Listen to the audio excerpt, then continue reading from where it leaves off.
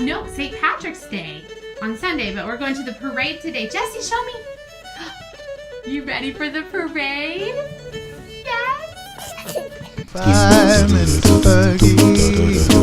5 minutes of Fergie. Yeah. Look at all the cuties. Hey, cuties.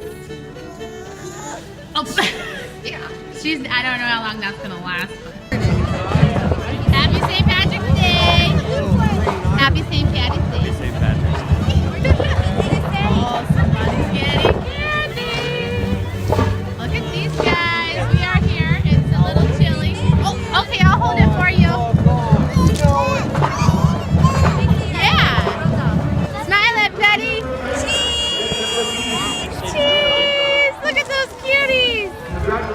The other one's behind me. That's a chocolate. So you have chocolate? Is that okay? They are. So St. Patrick's Day in the United States, well, we have this, and it's celebrating Irish heritage, and a lot of, St. Patrick. And a lot of people drink a lot on St. Patrick's Day, but we don't, because apparently that's an Irish stereotypical thing to do, to drink a lot. So check out the bagpipes. Pretty nice. So guys, look what happened in the middle of the festival, the parade. She is sleeping. It is like freezing here. I don't know how she's sleeping, but she's sleeping. Don't we wish we were? Yeah, this one got some candy. She's awake. So it's having so much fun. On St. Patrick's Day, if you don't wear green, people can pinch you. Like this. This is a pinch. Pinch. Talk about there's a pot of gold at the end of the rainbow. The pot of gold at the end of the rainbow is traditionally said to hold 1,000 gold coins. If they each weighed an ounce, that pot would be worth about $1.25 million US. St. Patrick wasn't Irish, and he wasn't called Patrick. My whole life is a lie. He was actually British, and was originally named Maewyn Succat. St. Patrick was only known as Patrick once he'd become a priest, and the only reason he traveled to Ireland in the first place was because he'd been kidnapped. Cursed pirates sail these waters. At around 16 years old, young Maewyn was taken by pirates from his native home of either Scotland or more probably Wales, and sold into Irish slavery.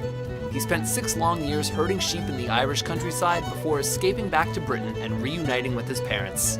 Next, he trained with the church and achieved priesthood, before a godly calling summoned him back to the Emerald Isle, where he traveled the countryside teaching Christianity and converting thousands. But no matter how many stouts we drink nowadays, getting drunk is not a Paddy's Day tradition. Dude. Yeah, you're right. Make it 2 bottles. Pubs weren't even allowed to be opened in Ireland on that day until 1970, when St. Patrick's Day was converted from a religious to a national holiday. The date has always been a feast day, however, with significance because St. Patrick's falls during Lent, a day of merriment during a staunch period of fasting. It's the first glimpse of gluttony on the Christian calendar since Shrove Tuesday's pancakes. 34 million Americans claim Irish heritage, which is about 5 times the population of Ireland itself. First observed in Boston in 1937, by the 1800s it had become a regular affair. New York City is famous for its 250,000-strong marching parade, which has been held since 1762, and Chicago is well known for dyeing its river green. Historically speaking, St. Patrick's was a very blue day. No! Unacceptable! That's so not Raven! There's even a shade of color named after the saint, which is used on Ireland's presidential standard and as part of the Irish Guards uniform. The association of St. Paddy's with green only began in the late 1700s and the Irish Rebellion. At that time, the clover became a nationalist symbol, and green emerged as the patriotic color of choice. Today, a well-read reveler might tip their hat to tradition, but the vast majority of us go all out emerald. Besides, blue beer just seems, well, about as weird as green beer, actually.